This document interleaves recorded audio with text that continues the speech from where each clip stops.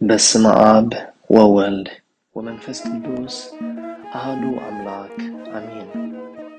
ካብ መስዋዕቲ ምእዛዝ ይበልጽ ብስራት ምውላድ ኢየሱስ ክርስቶስ።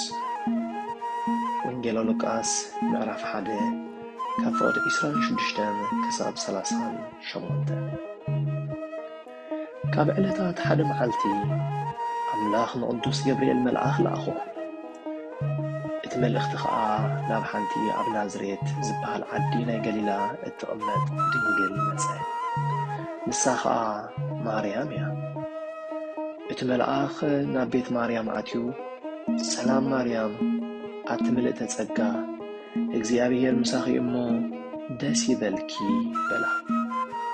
ማርያም ከዓ ነቲ ፍሉይ ሰላምታ ሰሚዓ ተገረመት። እቲ መልአኽ ቀጺሉ ኣጆኸ ማርያም ኣይትፍርሒ፣ ኣምላኽ ካብ ኩለን ኣንስቲ ንዓኺ መሪጸኳ፣ ክትጠንሲ ወዲ እውን ክትወልዲ ኢኺ፣ ስሙ ከዓ ኢየሱስ ክትሰምዮ ኢኺ በላ። ማርያም ግን ሰብኣይ ስለ ዘይነበራ ድንግል እውን ስለ ዝነበረት ተገረመት።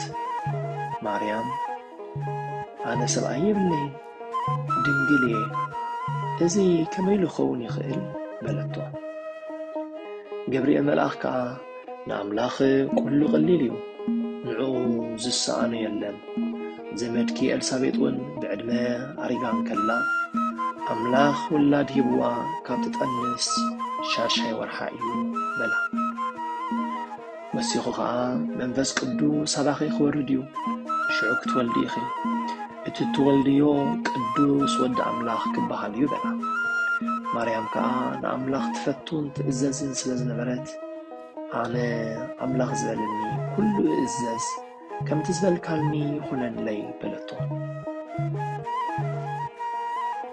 ካብዚ እንታይ ንመሃር? እምነት እንተሃልዩና ኣምላኽና ኩሉ ስለ ዝከኣሎ ዝደለናዮ ክገብረልና ይኽእል እዩ። ስለዚ እምነት ይሃልወና። ከም ቅድስቲ ድንግል ማርያም ንጹህ እንተኾንካ ኣምላኽ ከም ዝፈትወካን ከም ዘኽብረካን፣ ስለዚ ንጹሃን ንኹን። ኣምላኽ ክገብሮ ዘይክእል ወላ ሓደ የለን።